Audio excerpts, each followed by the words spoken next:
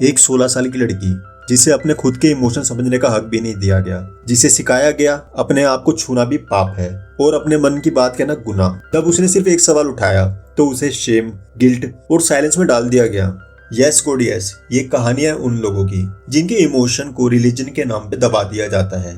और आज हम इसी कहानी के उस सच को समझेंगे जो अक्सर लोग छुपाना चाहते हैं। तो चलिए वीडियो को स्टार्ट करते हैं। मूवी की स्टार्टिंग में हम एलिस को देखते हैं जो कि एक स्कूल में पढ़ती है और उस स्कूल के नियम बहुत ज्यादा स्ट्रिक्ट होते हैं। जैसे कि कोई लड़की अगर छोटी स्कर्ट पहनकर आती है तो उसे सजा दी जाती है। इसके बाद हम क्लास का सीन देखते हैं जहां फादर मर्फी सभी बच्चों को सेक्सुअलिटी का चैप्टर पढ़ा रहे थे। फादर सभी बच्चों को बताते हैं कि किसी भी लड़के या लड़की को इंटीमेट तभी होना चाहिए जब उनकी शादी हो चुकी हो, और अगर वो बिना शादी के एक दूसरे के करीब आते हैं तो ईश्वर की नजरों में ये पाप माना जाता है। तभी क्लास का एक लड़का फादर से पूछता है कि इंटीमेट होना गलत है तो क्या अपने हाथों का यूज करना भी गलत है। तो फादर उसे समझाते हुए कहते हैं कि अपने हाथों का यूज करके तुम बच्चे पैदा नहीं कर सकते, इसलिए ये भी पाप है और गॉड हर जगह पे है, इसलिए ऐसा कुछ भी मत करना। फिर क्लास खत्म होने के बाद एलिस अपनी फ्रेंड लोरा से मिलती है। लोरा एलिस से बोलती है कि मैं इस स्कूल के नियमों से तंग आ चुकी हूँ क्योंकि ये स्कूल वाले इंटीमेट होने को भी पाप समझते हैं। और वो एलिस से पूछती है कि क्या मास्टरबेट करना भी पाप है। तो एलिस मना कर देती है कि इसमें कोई भी पाप नहीं है, ये तो हर कोई इंसान करता है अपनी खुशी के लिए। इसके बाद एलिस अपने घर आ जाती है जहाँ घर पर वो अकेली थी, इसलिए एलिस अपने कंप्यूटर पर बैठकर किसी से चैटिंग करने लगती है। अब वो चैटिंग कर ही रही होती है कि तभी एलिस को किसी अनजान आदमी का मैसेज आता है जिसमें उसने घपाघप करते हुए का फोटो भेजा हुआ था। फोटो देख के पहले तो एलिस को शर्म आ गई थी, लेकिन एलिस को वापस से उस फोटो को देखने की इच्छा होती है, इसलिए वो दोबारा उस फोटो को खोल के देखती है। तभी वो आदमी मैसेज करके एलिस से उसकी एज और लोकेशन के बारे में पूछता है, तो एलिस भी उसे अपना बायोडाटा दे देती है। फिर वो आदमी एलिस से उसकी फोटो मांगता है, तो एलिस भी समझदारी दिखाते हुए उसे अपनी बेस्ट फ्रेंड की फोटो सेंड कर देती है। उसका फोटो देख के वो आदमी कहता है, ओ वाह तुम कितनी खूबसूरत हो। बस ये सुनकर दोनों के बीच में एडल्ट बातें होने लगती है। थोड़ी देर चैटिंग करने के बाद उसका बदन गर्मी से तप रहा था और वो अपने हाथों से उस गर्मी को ठंडा कर रही थी। लेकिन तभी एलिस को लगता है कि उसके मॉम डैड आ चुके हैं, इसलिए एलिस जल्दी से अपने कंप्यूटर को बंद कर देती है। अगले दिन हम एलिस और लोरा को स्कूल में देखते हैं जहां वो अपने फ्रेंड से बात कर रही थी। तो उनके पास कलवे की लुगाई बैठ आती है जो एलिस से कहती है कि एलिस आजकल तुम बहुत कांड कर रही हो, लेकिन एलिस को इस बात की समझ नहीं आती। तभी लोरा बैथ से अपनी पार्टी में ना आने की वजह पूछती है, तो बैथ बताती है कि मैं स्कूल की तरफ से एक ट्रिप पर गई थी और वहां जाने के बाद मेरी जिंदगी बदल गई है। लेकिन लोरा और एलिस को उसकी बातें समझ नहीं आती। बैथ के वहां से जाने के बाद एलिस अजीब तरीके से चॉकलेट खाने लगती है।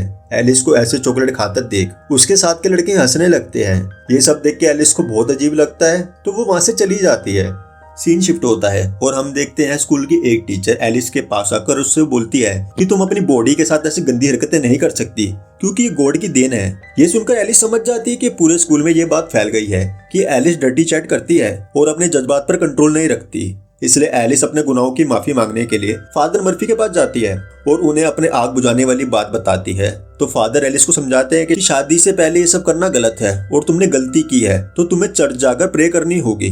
तो एलिस भी ऐसे ही करती है और चर्च जाकर वो अपनी गलती की माफी मांगती है और सोचने लगती है कि उसका दिमाग फालतू कामों पर जाने लग गया है, इसलिए वो स्कूल ट्रिप पर जाकर अपने दिमाग को शांत करके गॉड के बारे में और जानेगी। थोड़ा टाइम गुजरता है एंड एलिस ऐसे ही करती है। वो स्कूल ट्रिप पर जाती है एंड लोरा भी उस ट्रिप पर जा रही थी, लेकिन वो गॉड के बारे में जानने के लिए नहीं बल्कि उसी के स्कूल के एक लड़के को पटाने के लिए। थोड़ी देर बाद वो सभी उस जगह पर पहुंच जाते हैं जहां उनका कैंप था। कैंप में कुछ बच्चे बाहर आते हैं जो उनके ग्रुप के लीडर थे। उनमें से हम एक लड़के को देखते हैं जिसका नाम क्रिस था। क्रिस को देखते ही एलिस के मन में उसके लिए फीलिंग जाग जाती है। वेल तभी वहाँ की इंचार्ज नैना वहाँ आती है जो सभी को अंदर लेकर जाती है। नैना एलिस से उसका फोन मांगती है क्योंकि ट्रिप पर फोन अलाउड नहीं था ताकि सभी बच्चों का ध्यान ट्रिप पर लग सके। पर एलिस नैना को अपना फोन नहीं देती और झूठ बोल देती है कि उसके पास कोई फोन नहीं है। जिसके बाद सभी बच्चों को एक साथ हॉल में बिठाया जाता है जहाँ फादर सभी बच्चों का अलग अलग ग्रुप बना देते हैं। एलिस क्रिस के ग्रुप में थी, इसलिए एलिस के मन में लड्डू फूटने लगते हैं। फिर फादर मर्फी सभी बच्चों से कहते हैं कि तुम यहाँ आए हो, ये ईश्वर ने पहले से प्लान कर रखा था और तुम 4 दिनों तक यहाँ रहकर अपनी जिंदगी के बारे में सीखोगे जो कि ईश्वर चाहते हैं। जिसके बाद फादर सभी बच्चों को एक पेपर देते हैं जिस पर उनके अंदर जो भी फीलिंग जाग रही है उसके बारे में लिखा था। इसके बाद फादर कहते हैं कि तुम सभी बच्चों को इस पर टिक करके बताना है जो तुम यहाँ आने से पहले महसूस करते थे। तो सभी बच्चे अपने अपने मूड को टिक कर देते हैं, लेकिन एलिस टर्न ऑन पर टिक कर देती है क्योंकि कुछ दिनों पहले वो किसी के साथ इंटीमेट होना चाहती थी।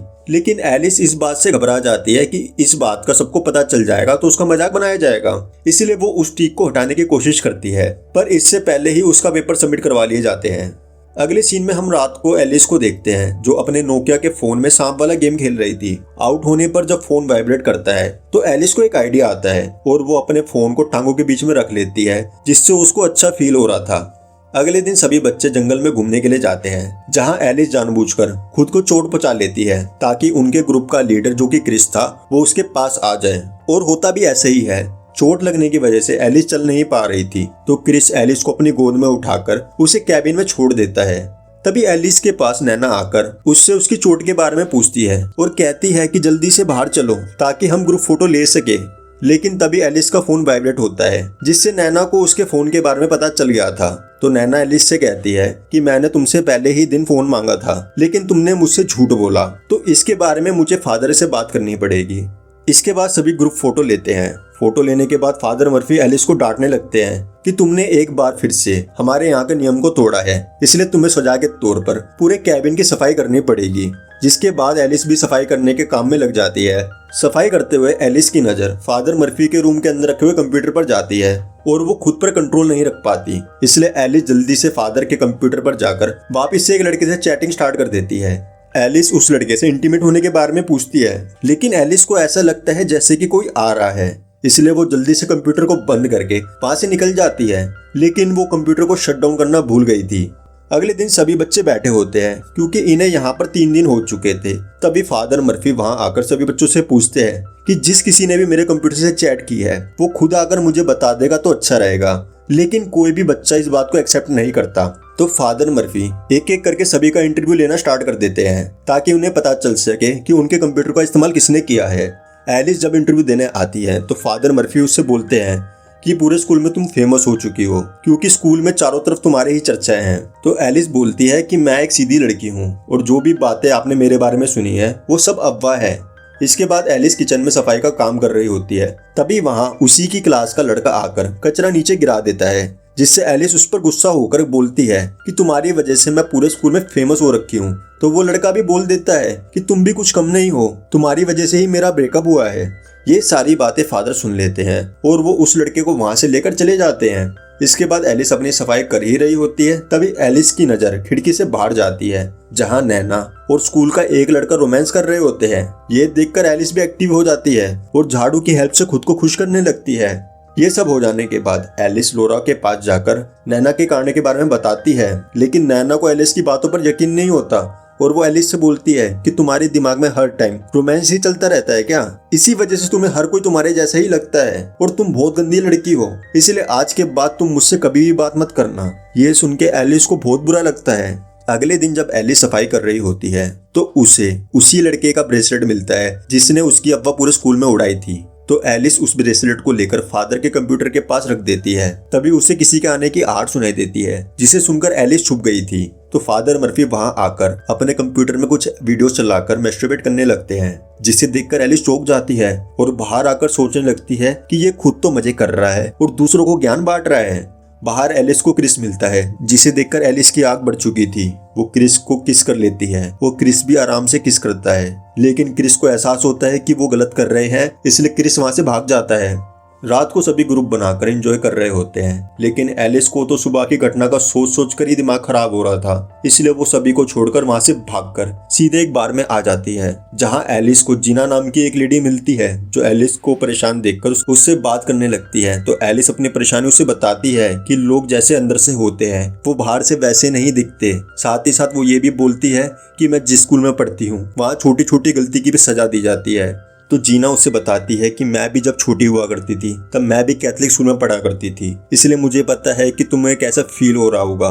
थोड़ी देर तक बात करने के बाद जीना एलिस को उसके कैंप के बाहर तक छोड़ देती है और एलिस से कहती है कि जल्दी से तुम्हें अपने स्कूल को चेंज कर देना चाहिए ताकि तुम अपने मन की कर सको।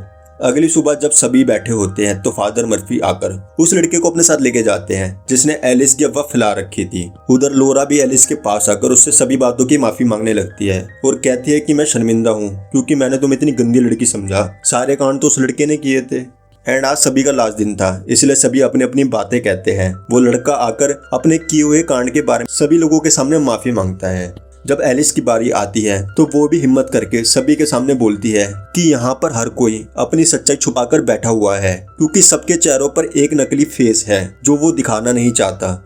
जिसके बाद एलिस अपने घर आ जाती है और अपने नए स्कूल के बारे में देखने लगती है। अगले दिन जब एलिस नए स्कूल आती है तो उसकी मुलाकात वहाँ क्रिस से होती है एंड एलिस उस दिन हुए कांड के बारे में क्रिस से माफी मांगती है और दोनों अच्छे फ्रेंड्स बन जाते हैं। इसके बाद एलिस कन्फेस करने के लिए फादर के पास जाती है और बताती है कि जब मैं टूर पर गई थी तब मैंने वहाँ एक आदमी को वीडियो देखते हुए हाथ गाड़ी चलाते हुए देखा था। अब आपको पता है वो फादर मर्फी था, लेकिन फादर मर्फी इस बात को मानने से इनकार कर देता है और एलिस को बोलते हैं कि किसी को भी ऐसी हरकत करते हुए देखना भी पाप है, इसलिए तुम चर्च जाकर गॉड से प्रार्थना करना। पर एलिस चर्च ना जाकर बल्कि अपने घर पे आ जाती है और अपने कंप्यूटर खोल के अच्छे वीडियोस चलाकर खुद को ही खुश करने लगती है। और इसी के साथ इस मूवी की हैप्पी एंडिंग हो जाती है। आपको मूवी कैसी लगी कमेंट करके जरूर बताना। Thanks for watching.